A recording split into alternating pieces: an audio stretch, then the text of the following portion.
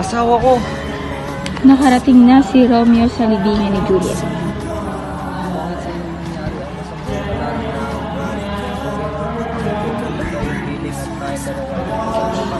Hinalikan ang noo ni Juliet saka uminom ng lasing.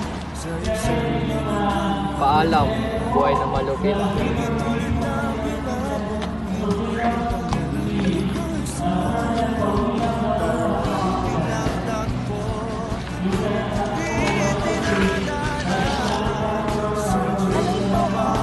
Lason, ang mahal ko.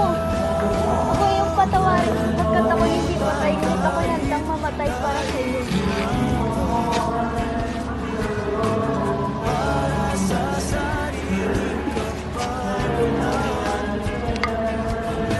Sa pagbisita, lahat sa libingan ni Juliet ay nakita nila sa hindi na ito nag-iisa. Magkayakap kahit sila ay patay na. Ano naman ang mga pangyaring ito? Alam mo ba ito, Padre? Katunayan alam ko ng lahat. Silang dalawa ay nag-iibigan at nagpakasalampalkin sa akin. Ako ang nagbigay ng last na pampatulog kay Juliet at para magkuha na siya ni Romeo at magkasama silang dalawa. Ngunit hindi ko inaasahan na hapon sa ganito ang pangyayari. Sa ngayon, wala na tayong magagawa. Sila na ay nanahimik.